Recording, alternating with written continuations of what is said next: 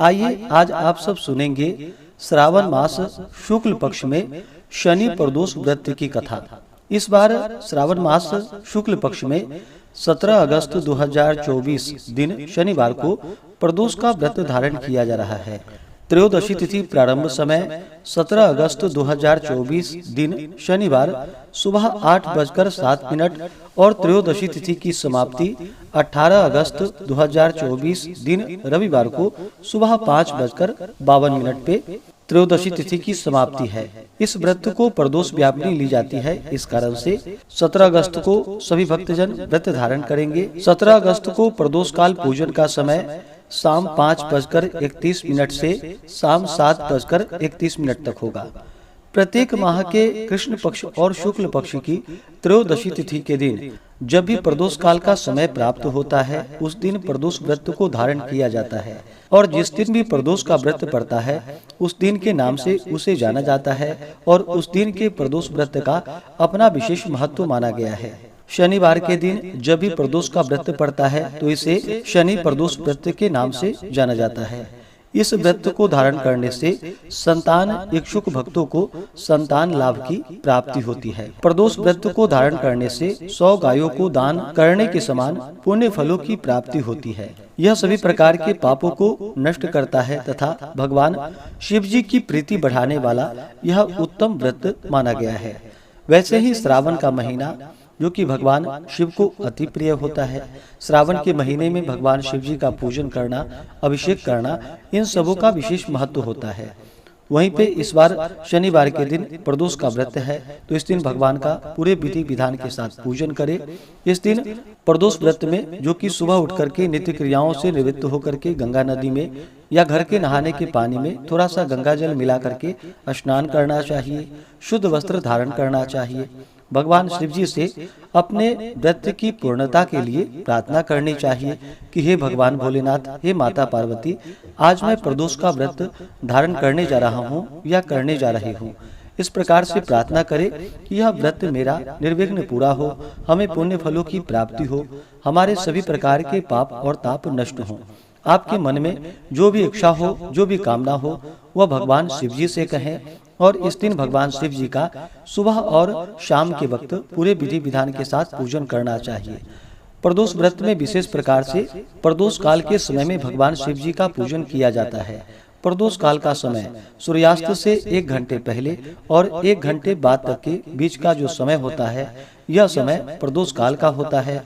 इस दौरान भगवान शिव जी प्रसन्न मुद्रा में होते हैं और अपने भक्तों पर अपना कृपा बरसाते हैं। तो इस दिन भगवान का सुबह और शाम के वक्त पूरे विधि विधान के साथ पूजन करें, कथा श्रवण करें, शिव चालीसा, शिव स्तोत्र आदि का पाठ या श्रवण करें। इस दौरान ओम नमः शिवाय या श्री उमा महेश्वराभ्याम नमः इन मंत्रों का जप करना चाहिए। स्त्रियां नमः शिवाय नाम जप करें। इस प्रकार व्रत को धारण करके इस व्रत का पारण जो कि अगले दिन जाकर के सूर्योदय होने के बाद किया जाता है।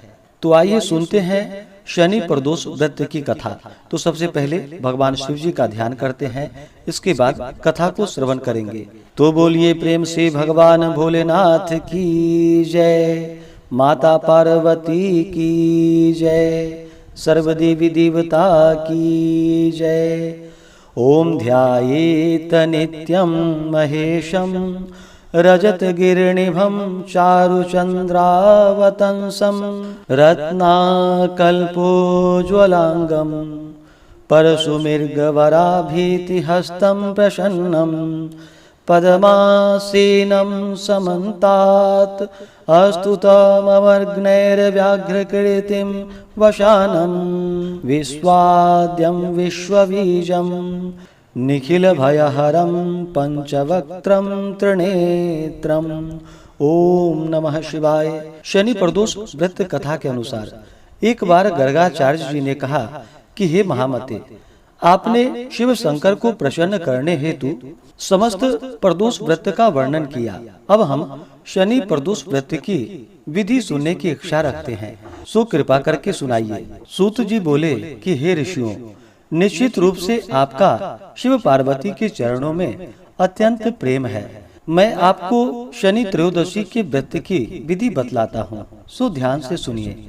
प्राचीन कथा है कि एक निर्धन ब्राह्मण की स्त्री दरिद्रता से दुखी हो सांडिल्य ऋषि के पास जाकर बोली कि हे महामुनि, मैं अत्यंत दुखी हूँ, मेरा दुख निवारण का उपाय बतलाइए। मेरे दोनों पुत्र आपकी शरण में हैं। मेरे ज्येष्ठ पुत्र का नाम धर्म है, जो कि राजपुत्र है, और लघु पुत्र का नाम शुचिव्रत है। हम दरिद्री हैं, आप ही हमारा उद्धार कर सकते हैं। इतनी बात सुनकर ऋषि ने शिव प्रदोष व्रत करने के लिए कहा। कुछ समय पश्चात प्रदोष व्रत आया। तीनों ने व्रत का संकल्प लिया। छोटा लड़का, जिसका नाम शुचिव्रत था, एक तालाब पर स्नान करने को गया तो उसे मार्ग में स्वर्ण कलश धन से भरपूर मिला। उसको लेकर वह अपने घर आया। प्रसन्न हो माता ने कहा, यह धन मार्ग में प्राप्त हुआ है। माता ने धन देखकर शिव महिमा का वर्णन किया। राजपुत्र को अपने पास बुलाकर बोली कि देखो पुत्र, यह धन हमें शिवजी की कृपा से प्राप्त हुआ है, अतः प्रसाद के रूप में तुम दोनों पुत्र आधा आधा बांट लो। माता का वचन सुनकर राजपुत्र ने शिव पार्वती का ध्यान किया और बोला कि हे माता, हे पूज्या, यह धन आपके पुत्र का ही है, मैं इसका अधिकारी नहीं हूँ। मुझे शंकर भगवान और पार्वती माता जब देंगे तब लूंगा। इतना कहकर राजपुत्र शंकर जी की पूजा में लग गया। एक दिन दोनों भाइयों का प्रदेश भ्रमण का विचार हुआ। वहाँ अनेक गंधर्व कन्याओं को क्रीड़ा करते हुए देखकर शुचिव्रत ने कहा कि भैया, अब हमें इसके आगे नहीं जाना है। इतना कहकर शुचिव्रत उसी स्थान पर बैठ गया, परंतु राजपुत्र अकेले ही स्त्रियों के बीच जा पहुंचा। वहाँ एक अति सुंदर स्त्री राजकुमार को देखकर मोहित हो गई और राजपुत्र के पास पहुंचकर अपनी सखियों से कहने लगी कि हे सखियों, इस वन के समीप ही जो दूसरा वन है, तुम वहां जाकर देखो, भांति भांति के पुष्प खिले हैं, बड़ा सुहावना समय है, उनकी शोभा देख कर आओ। मैं यहाँ बैठती हूँ, मेरे पैर में बहुत ही पीड़ा है। ये सुनकर सब सखी दूसरे वन में चली गई। वह सुंदरी राजकुमार की ओर देखती रही। इधर राजकुमार भी दृष्टि से निहारने लगा। युवती बोली, आप कहाँ रहते हैं? वन में कैसे पधारे? किस राजा के पुत्र हैं? आपका क्या नाम है? राजकुमार बोला कि मैं विदर्भ नरेश का पुत्र हूँ, आप अपना परिचय दीजिए। युवती बोली कि मैं विदर्भ वीक नामक गंधर्व की पुत्री हूँ, मेरा नाम अंशुमती है। मैंने आपकी मनस्थिति को जान लिया है कि आप मुझ पर मोहित हैं। विधाता ने हमारा तुम्हारा संयोग मिलाया है। युवती ने मोतियों का हार राजकुमार के गले में डाल दिया। राजकुमार हार स्वीकार करते हुए बोला कि हे भद्रे, मैंने आपका प्रेमोपहार स्वीकार कर लिया है, परंतु मैं निर्धन हूँ। राजकुमार के इन वचनों को सुनकर गंधर्व कन्या बोली कि मैं जैसा कह चुकी हूँ वैसा ही करूंगी, अब आप अपने घर जाएं। इतना कहकर गंधर्व कन्या सखियों से जा मिली। घर आकर राजकुमार ने शुचिव्रत को सारा वृतांत सुनाया। जब तीसरा दिन आया, वह राजपुत्र शुचिव्रत को लेकर उसी वन में जा पहुंचा। वही गंधर्वराज अपनी कन्या को लेकर आ पहुंचे। इन दोनों राजकुमारों को देख आसन देकर कहा कि मैं कैलाश पर गया था।